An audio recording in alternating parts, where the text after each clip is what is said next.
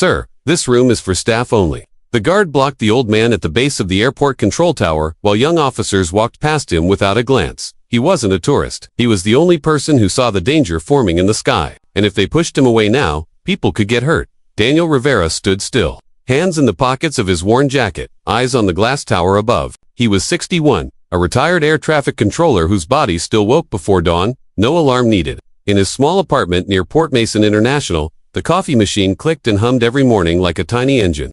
On the shelf sat three things: a toy model of a radar dish, a photo of him and his old team smiling in headsets, and a scratched silver badge that read Tower Chief Controller.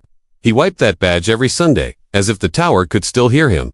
That week, he saw a small notice at the marina board, where he sometimes fixed boat radios for cash. Tower beer, activation drills, restricted. The words pulled him to the airport like a tide. He took the early bus, then walked along the fence line, the winter wind pushing at his coat. When the tower came into view, his breath slowed. He heard the rumble of engines, the beep of service trucks, the click of luggage carts. He watched the sky the way some people read a book.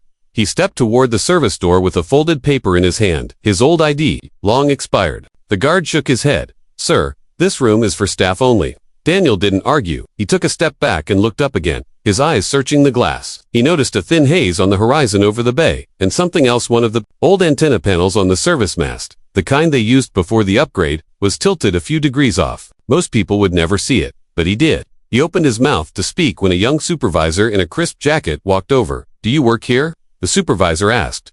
"Not anymore," Daniel said softly, "but if Tower B is feeding the backup radar through that mast, you're going to get ghost returns over the bay. The filter is wrong. In heavy fog, the system will think a plane is two planes." The young man's name tag read Keller. He glanced at the guard, then back at Daniel. His voice was flat. "We have a full team, sir. Please step back from the door." Daniel nodded once, slipped the old ID into his pocket, and walked away. He didn't raise his voice. He didn't have to. He had already seen enough. The next morning, the drill failed. Fog rolled in from the water before sunrise. Inside Tower B, screens peppered with phantom blips. 2 panels overheated and shut down. A training approach had to be aborted. For 10 breathless minutes, the team cleared 3 incoming flights to hold over the bay. No one was hurt, but the report was short and cold. Filter miscalibration, false returns. Overheating on the backup panel, exactly what the old man had warned about. Director Ava Hart, a calm woman with 25 years in the job and eyes that missed nothing, read the report in silence. "Who was the civilian at the door yesterday?" she asked. Keller hesitated. "He said he used to work here. I didn't get his name." Hart opened the archived staff list on her screen. It scrolled past years of photos until it stopped at a familiar face. Daniel Rivera, 20 years of service, led during the tower. A fire, commendation for guiding 5 approaches during a storm when the primary panel was dead. Her jaw tightened. "Find him," she said, "now." By noon, Keller found Daniel at the marina, sleeves rolled, coax cable in hand, repairing a weathered boat radio. "Mr. Rivera," Keller said, breath showing in the cold air. Daniel looked up. He didn't scold, he didn't smile either. Keller took a breath. "Would you meet us at Tower B at 3? Please, at 3 sharp." Daniel walked through the service door. This time, no one stopped him. The elevator opened to a room of glass and screens, wires, and quiet tension. Director Hart stepped forward and held out her hand. "Mr. Rivera, welcome. We need your eyes." Daniel shook her hand, then looked around the room. The panels were new, but not new enough. The backup rack hummed too loud. The antenna feed line pulsed with a rhythm he didn't like. He moved to the main console and ran his knuckles lightly along the edge. "Who changed the filter?" he asked. "One of our contractors," an engineer said. "The old module was discontinued. We adapted a new one." Daniel crouched by the rack and checked. The backplate, the screws were too tight. The heat couldn't escape. He touched the cable sheath, slightly warm. He looked at the weather map. The bay fog was thick as milk. "You're stacking the noise," he said. "The panel overheats, the filter hunts, and the system thinks a reflection is another target. If you get to aircraft on crossing paths, the ghost will land right in the middle. You'll chase a plane that isn't there and miss the one that is." Hart folded her arms. "How do we fix it?" Daniel's voice stayed steady. "Isolate the backup, clean the waveguide on the mast, reseat the filter with the proper ground, and open the vents so the panel can breathe. Then we'll recalibrate the returns over water using the old profile. Please, do it now." The fog's building. They moved like a single machine. Keller and 2 techs followed Daniel to the service deck. The wind bit hard up there.